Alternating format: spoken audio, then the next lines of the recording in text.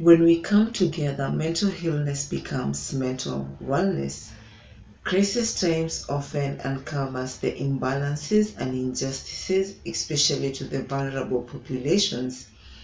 COVID-19 pandemic has brought to surface various forms of inequalities encountered by the vulnerable populations, one of which includes access to mental health services, which is very crucial during this pandemic period and even post the pandemic period. My name is Nanjala Were. I am from Nairobi, Kenya. I am a social justice activist, a mental health advocate, and an intersectional feminist. I am the founder of a mental health organization by the name Behind the Obvious Kenya. My organization offers mental health support to the vulnerable populations, specifically women, LGBTQIA plus persons, persons with diverse abilities, children, young activists, and young people in general. In my organization, we offer a platform whereby young people come together and openly talk about the various mental health issues that they face in their day-to-day lives, debunking the myths surrounding mental health issues, also creating safe spaces and holding safe spaces for each other to be vulnerable about their struggles with mental health issues. My daily motivation is seeing someone holding on one more day just because of the work that I do. In this session, we're going to talk about the various specific mental health challenges that are faced by the vulnerable populations, especially during this pandemic period. We will mostly focus on young women and young LGBTQIA plus persons. We're also going to talk about the various ways my organization is ensuring that the vulnerable populations have an easy access to mental health services, and how others who want to join in building and creating safe spaces for the vulnerable populations, which will ensure their accessibility to mental health services is much easier, can be able to do so. For the next few minutes, I would like to take you through the journey of a young queer woman and a young queer man and a young woman, and who are vulnerable, especially during this pandemic period.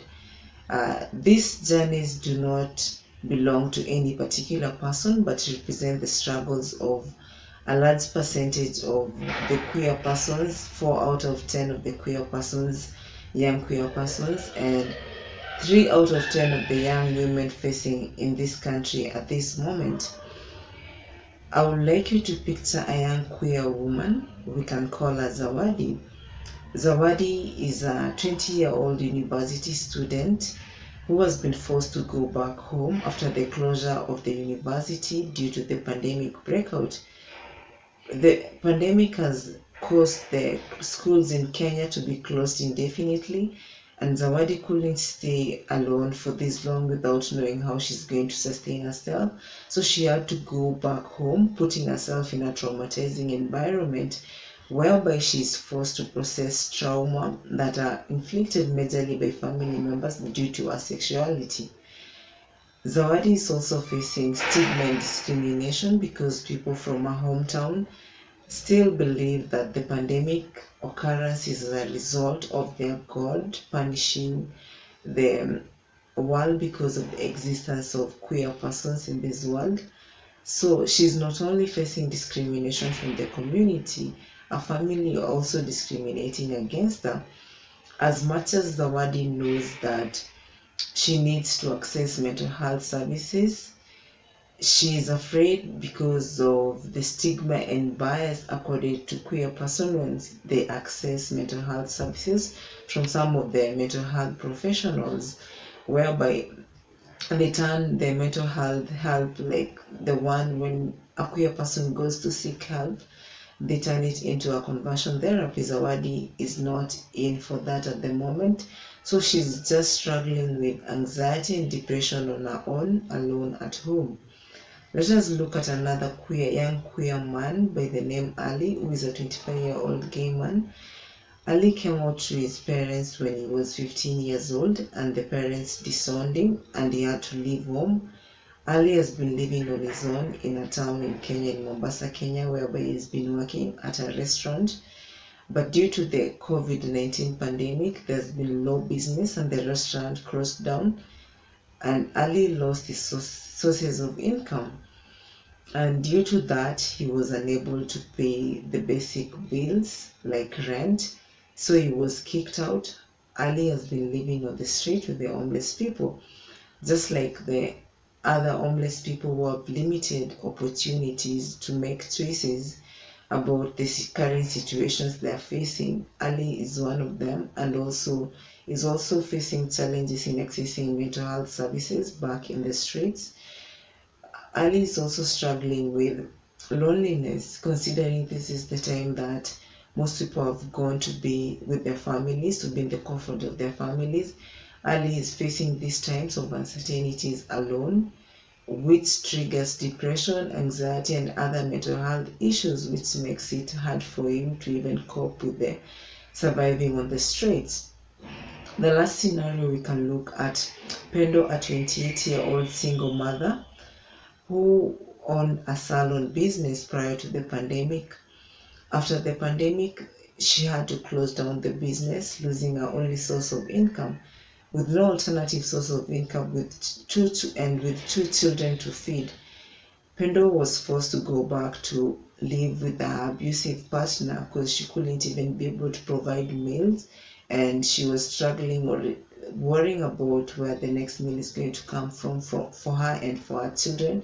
She had to go back to the abusive partner, and her staying and moving back in with the partner exposes her to ill treatment and makes her vulnerable to domestic violence, which has been rampant, especially during this pandemic period. And due to the restrictions of movement and the curfew, Pedro cannot be able to go visit his family or friends whereby he can escape. So the rate of domestic violence has been more frequent, more severe, and more dangerous during this period, whereby he has been locked in the same house with the abuser. And as much as Pendo knows where to get mental health services, at the moment she cannot be able to afford, as the cost of mental health services in Kenya are a bit high, and an average of $50 for one appointment, which is way above Pendo's budget and the saving, and which is above way more than most people who live from hand to mouth can be able to afford, just like Pendo lives that. So Pendo has been struggling with chronic stress due to the abuse, due to the worry about where she's going to get or when she's going to get back her stability, and also due to entrapment. Pendo feels like she's entrapped in a situation because she's economically dependent on her abusive partner to provide for her everything, and this has triggered anxiety and depression. And some of the ways that my organization is helping in countering these uh, mental health accessibility bias, especially the vulnerable population. One of them, it ensures that it offers services that are stigma-free and biased, whereby all vulnerable populations, no matter their sexuality, their gender, their race, their origin, or their class, they can be able to access mental health services.